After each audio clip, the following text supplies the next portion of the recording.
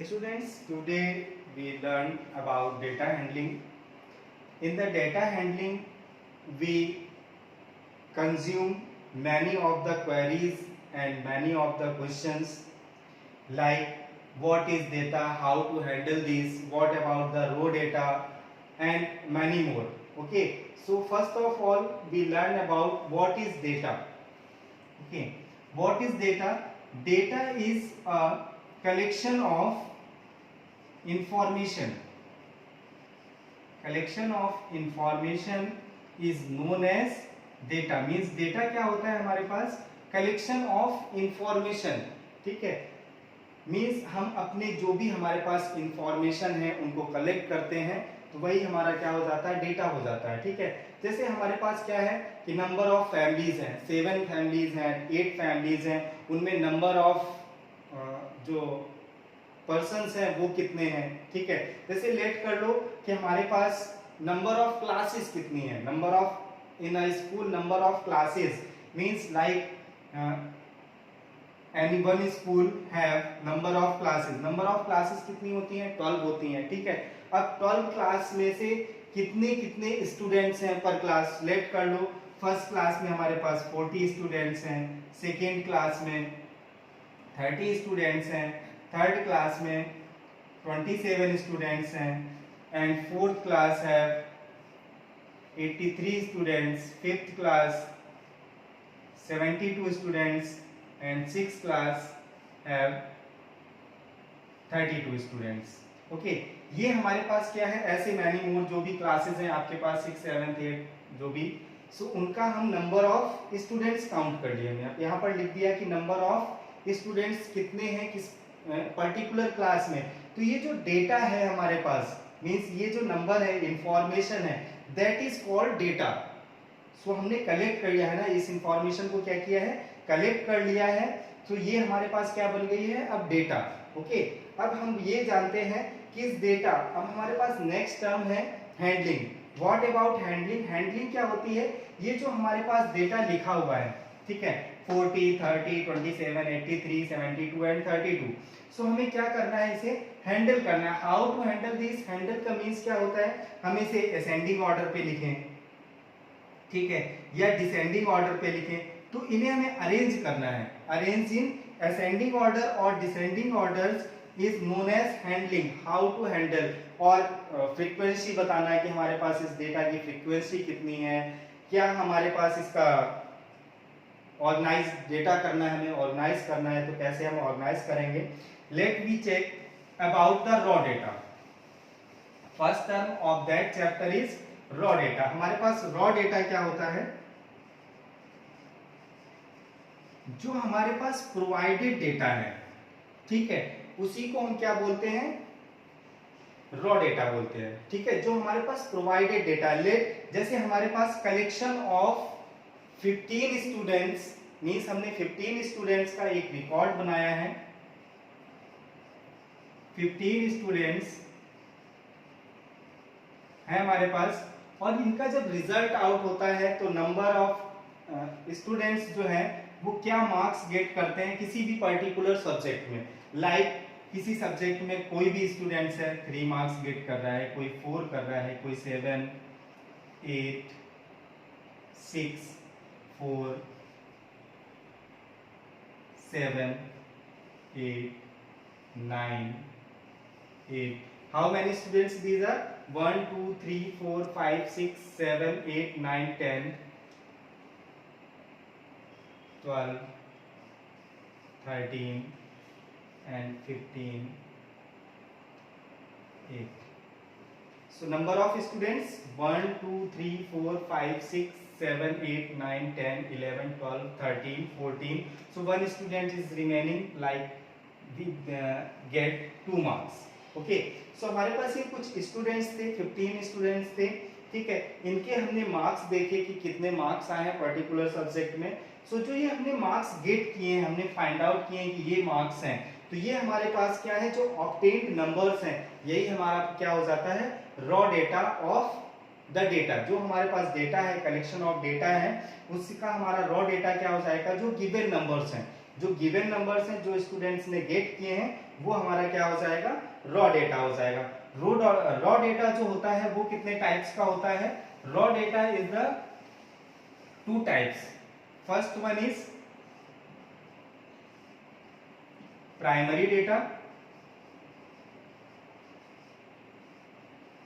And next one is secondary data. ठीक है, तो हमारे पास क्या होता है, सेकेंडरी डेटा होता है।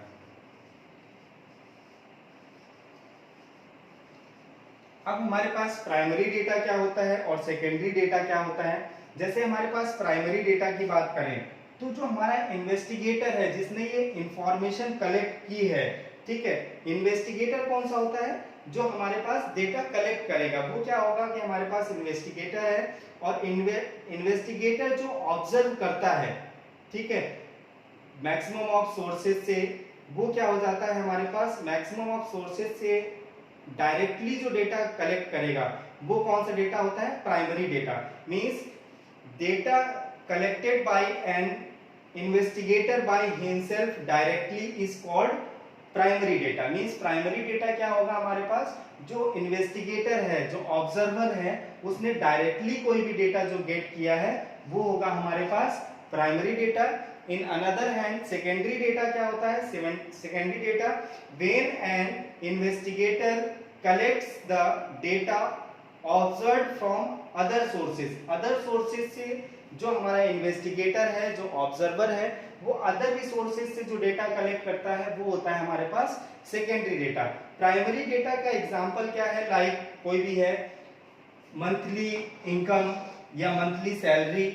ओके, सेकेंडरी डेटा का एग्जांपल क्या हो जाएगा आपके पास, जैसे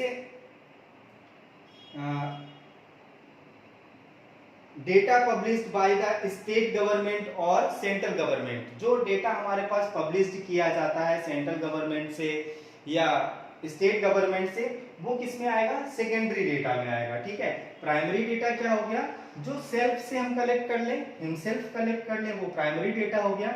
जो हमें अदर सोर्सेज से मिले, लाइक स्टेट गवर्नमेंट से, सेंट्रल गवर्नमेंट से या किसी पब्लिशर से, सो वो कौन सा होता है हमारे पास, सेकेंडरी डेटा होता है। ठीक है, सेकेंडरी डेटा और प्राइमरी डेटा सभी को समझ में आ गया क्या होता है, प्राइमरी डेटा क्या होगा या सेकेंडरी डेटा क्या होगा। ठीक है, now we will check what is data about primary data and secondary data. Means secondary data और प्राइमरी डेटा तो हमें समझ में आ गया कि क्या होता है। जो प्राइमरी डेटा होगा वो कैसा होगा हमारे पास, प्राइमरी जो डेटा होगा वो हम खुद से सेल्फ से क्या करेंगे, कलेक्ट करेंगे, और सेकेंडरी जो डेटा होगा वो हमें अदर सोर्सेज से मिलेगा। नाउ जैसे हमें कोई भी एक टेबल अभी हमने अरेंज की, डेटा हम बनाते हैं, कोई भी स्टूडेंट्स हैं हमारे पास, किसी या पर्टिकुलर क्लास के लिए हम अपना डेटा बनाएं कि हमारे पास रोल नंबर हाइट्स का बना लेते हैं कि रोल नंबर 1 की जो हाइट है वो 160 सेंटीमीटर है, रोल नंबर 2 की जो हाइट है वो 172 सेंटीमीटर है, रोल नंबर 3 की जो हाइट है वो 162 सेंटीमीटर है। एज इट इज मीन्स हम नंबर ऑफ डेटा अपने पास कलेक्ट बना लेते हैं किसी भी पर्टिकुलर क्लास के लिए कि हमारे पास जो क्लास है, लाइक 7th 8th और 11th कोई भी क्लास है, उसके लिए हम रोल नंबर वाइज क्या करते हैं, ये हम क्या लिख रहे हैं, रोल नंबर लिख रहे हैं स्टूडेंट्स की, और यहाँ पर क्या लिख रहे हैं, उनकी हाइट्स लिख रहे हैं। ठीक, ये उनकी हाइट्स है और ये रोल नंबर है। मीन्स हम इससे क्या कर सकते हैं, अपने स्टूडेंट्स का रिकॉर्ड मेंटेन कर लेते हैं। लाइक हमारे पास 160 सेंटीमीटर है 4 रोल नंबर की, 5 रोल नंबर है जिसका उसका 170 है हाइट, 6 रोल नंबर का 160 सेंटीमीटर है हाइट, और इसी तरह से हम मतलब क्या है, हाइट्स अपनी लिखते जाते हैं। जैसे कि हमारे पास 7 रोल नंबर है 168 centimetre, 8 172 centimetre and 9 roll number है 160 सेंटीमीटर, 10 रोल नंबर है 178 सेंटीमीटर। ठीक है, अब हमारे पास यहाँ से कुछ क्वेश्चन राइज होते हैं, इसे हम क्या बोलते हैं, tabular form of data. Means कोई भी हमारे पास कलेक्शन ऑफ डेटा था उसको किस फॉर्म में लिख दिया है हमने, टेबल्स फॉर्म में लिख दिया है। ठीक है, ये क्या लिखे हुए हैं आपके, रोल नंबर लिखे हुए हैं, और ये आपकी हाइट्स लिखी हुई है। ठीक, मींस हम रोल नंबर वाइज हाइट्स को हमने डिसाइड कर लिया कि किस बच्चे की पर्टिकुलर क्या हाइट है। ये हमारे पास कलेक्शन ऑफ डेटा हो गया।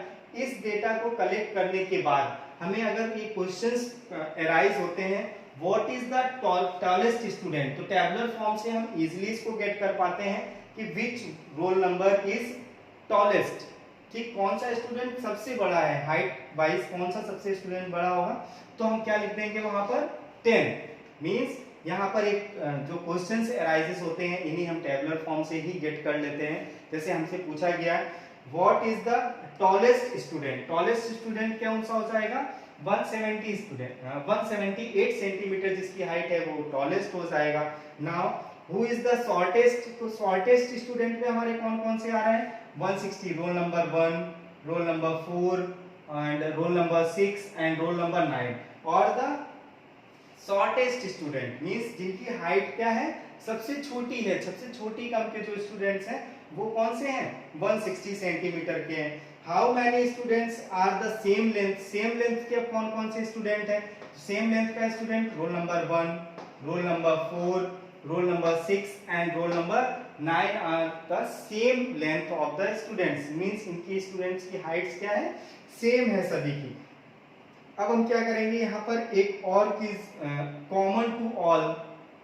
ठीक है, जैसे हमें कॉमन नंबर फाइंड आउट करना है तो कॉमन हमारे लिए क्या हो जाएगा भाई 160 आंसर हमारे पास। ये हमारे पास कोई भी एक रॉ डेटा गिवन था, रॉ डेटा मींस हमारे पास स्टूडेंट्स 10 स्टूडेंट्स का रिकॉर्ड था जिनकी हमने हाइट्स फाइंड आउट करी कि हमारे पास हाइट्स क्या थी। उसके लिए हमने कुछ आंसर्स रेडी किए कि what is the tallest, what is the shortest student. तो ये किस फॉर्मेट में लिखा हुआ है हमारा टेबुलर फॉर्म में।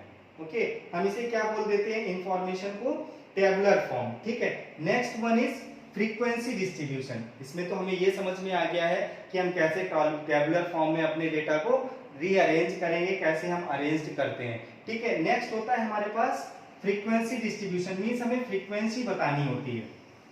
तो हम फ्रीक्वेंसी डिस्ट्रीब्यूशन के लिए कुछ प्रॉब्लम्स है। जैसे हमारे पास रिपीटेड नंबर जो होते हैं, जैसे हमने देखा अभी कि हमारे पास 160 कितने पास कितनी टाइम्स रिपीट हुआ था 160 टाइम 4 टाइम्स मैक्सिमम हुआ था रिपीट। तो हम ये लिख सकते हैं कि जो हमारे पास हाइट है उसकी फ्रीक्वेंसी 160 नंबर की कितनी हो जाएगी 4।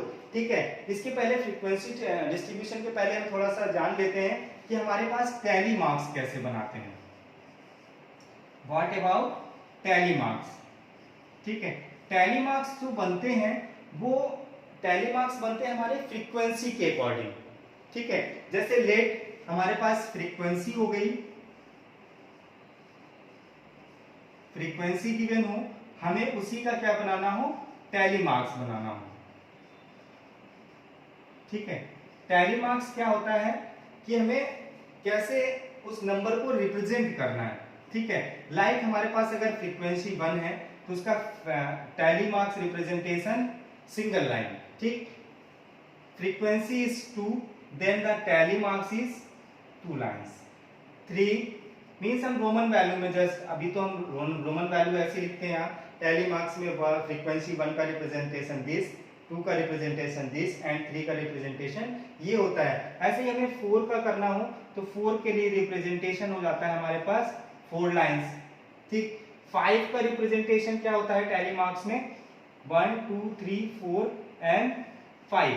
That is the representation of tally marks from the frequency. Frequency से हम टैली मार्क्स अपने कैसे डिजाइन करेंगे वो ये है। सो हम अब नेक्स्ट में पढ़े बताएंगे आपको, नेक्स्ट वीडियो में हम ये कंफर्म कराएंगे कि हम अपने टैली मार्क्स से फ्रीक्वेंसी टेबल कैसे डिजाइन करते हैं। ठीक है, या हम आगे पढ़ाने वाले हैं आपको कि हम कोई भी हमारे पास डेटा गिवन हो तो उसकी रेंज कैसे फाइंड आउट की जाती है, या उसका अरिथमेटिक मीन निकालना है, मीन कैसे निकालते हैं। कोई भी रो डेटा हमारे पास गिवन है, डेटा गिवन है, इंफॉर्मेशन गिवन है तो उसका हम अरिथमेटिक कैसे मीन निकालते हैं। So all of you today's class read about the data and how to handle the data about raw data, tally marks and frequency. In the next class we learn about the range of the data and the mean of the data. Okay, if you have any problem, any doubt regarding this topic, then comment me.